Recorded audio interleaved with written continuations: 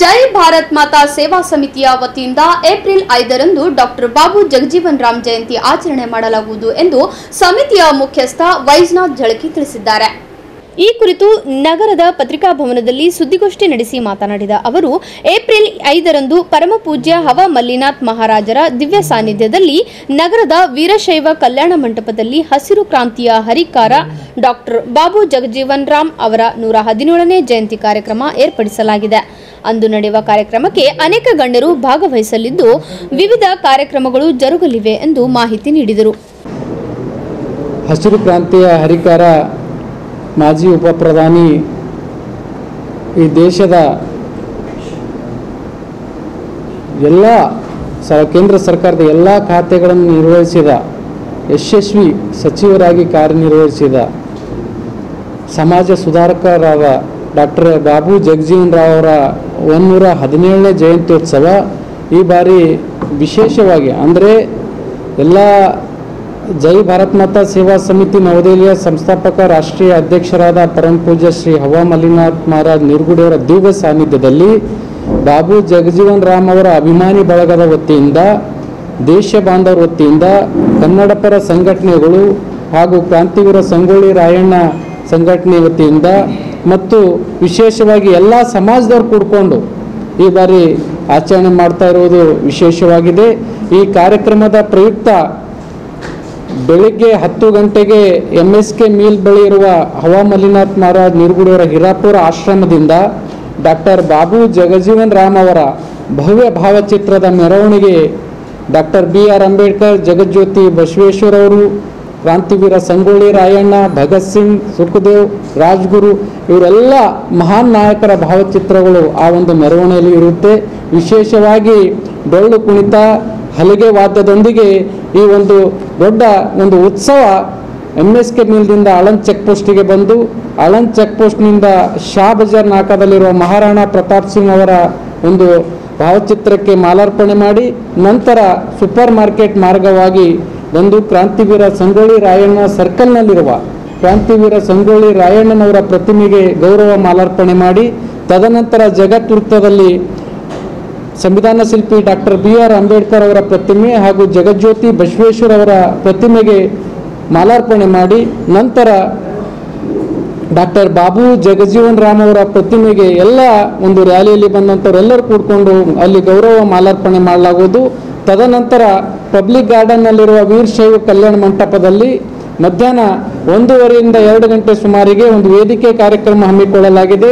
ಆ ಕಾರ್ಯಕ್ರಮಕ್ಕೆ ಈಗಾಗಲೇ ಈ ನಾಡಿನ ಎಲ್ಲ ಮಠಾಧೀಶರಿಗೆ ಮತ್ತು ಸಮಾಜ ಸುಧಾರಕರಿಗೆ, ಹಿರಿಯ ನಾಗರಿಕರಿಗೆ ಮತ್ತು ಸ್ತ್ರೀ ಶಕ್ತಿ ಸಂಘದವರಿಗೆ, ವಿಶೇಷವಾಗಿ ಸಾಮಾಜಿಕ ಮತ್ತು ಶೈಕ್ಷಣಿಕ ಹಾಗೂ ಕಲಾ ಕ್ಷೇತ್ರಗಳಲ್ಲಿ ಸಾಧನೆಗೈದ ಸಾಧಕರಿಗೆ ಈಗಾಗಲೇ ಆಮಂತ್ರಣ ಮಾಡಿದ್ದು, ಆ ಒಂದು ಕಾರ್ಯಕ್ರಮದಲ್ಲಿ ವಿವಿಧ ಕ್ಷೇತ್ರಗಳಲ್ಲಿ ಸಾಧನೆಗೈದ ಸಾಧಕರಿಗೆ ಸನ್ಮಾನವನ್ನು ಹಮ್ಮಿಕೊಳ್ಳಲಾಗಿದೆ. ಮತ್ತು ಡಾಕ್ಟರ್ ಬಾಬು ಜಗಜೀವನ್ ರಾಮ್ ಅವರು ತಮ್ಮ ಜೀವನ ಪರ್ಯಂತ ಏನು ಒಂದು ಸುವರ್ಣ ಅಕ್ಷರದಲ್ಲಿ ಬರೆದಿಡುವಂಥ ಒಂದು ಐತಿಹಾಸಿಕ ಮಹಾನ್ ಕಾರ್ಯಗಳನ್ನು ಮಾಡಿದ್ದಾರೆ ಈ ದೇಶಕ್ಕಾಗಿ ಮತ್ತು ಈ ದೇಶದ ಕೃಷಿಕರಿಗಾಗಿ, ದುರ್ಬಲ ವರ್ಗದವರಿಗಾಗಿ.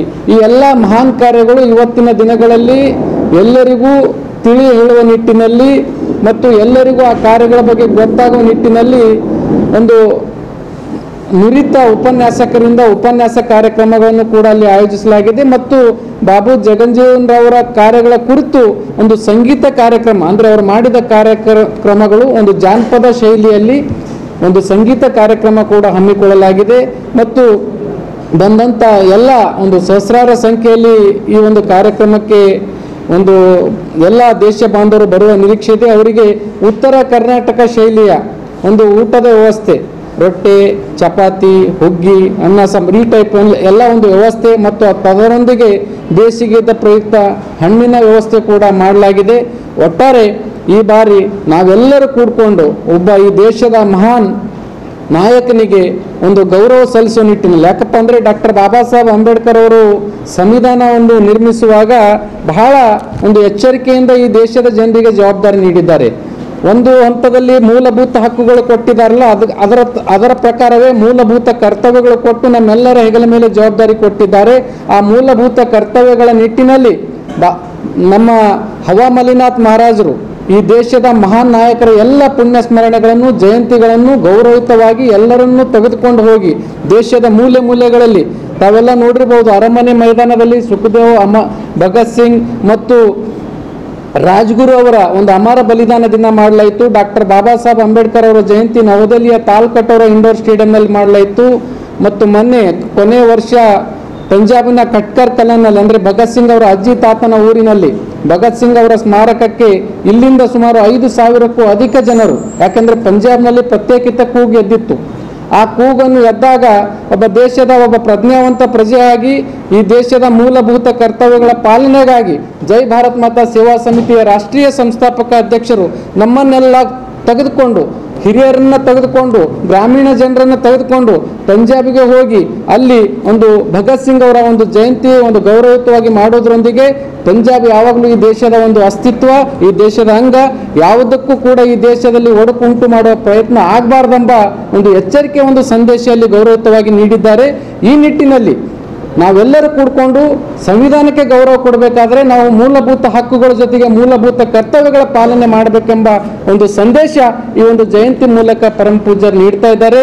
ಈ ಬಗ್ಗೆ ನಾಡಿನ ಎಲ್ಲ ದೇಶ ಬಾಂಧವರಿಗೆ ನಾವು ಹೃತ್ಪೂರ್ವಕವಾಗಿ ಕೈ ಮುಗಿದು ಕೇಳಿಕೊಳ್ಳುವುದೇನೆಂದರೆ, ಈ ದೇಶದ ಸಮಾಜ ಸುಧಾರಕ, ಅಭಿವೃದ್ಧಿಯ ಹರಿಕಾರ, ಹಸಿರು ಕ್ರಾಂತಿ ಹರಿಕಾರ ಜಗಜ್ಜೀವನ್ ರಾಮ್ ಅವರ ಜಯಂತ್ಯೋತ್ಸವ ನೀವೆಲ್ಲರೂ ಕೂಡಿಕೊಂಡು ಒಂದು ಯಶಸ್ವಿಯಾಗಿ ಮಾಡೋದ್ರೊಂದಿಗೆ ಈ ದೇಶದ ಮಹಾನ್ ನಾಯಕರಿಗೆ ನಾವು ಮನಸಾರೆ ಗೌರವಪೂರ್ವಕ ನಮನ ಸಲ್ಲಿಸೋಣ. ಒಂದು ವೇಳೆ ಯಾರಿಗಾದರೂ ತಮ್ಮ ಕೆಲಸಿನ ಒತ್ತಡದಲ್ಲಿ. ಸುದ್ದಿಗೋಷ್ಠಿಯಲ್ಲಿ ಅಂಬಾರಾಯ್ ಚಲ್ಗೇರ, MS ಪಾಟೀಲ್ ನರಿಬೋಳ್ ಸೇರಿದಂತೆ ಅನೇಕರು ಉಪಸ್ಥಿತರಿದ್ದರು.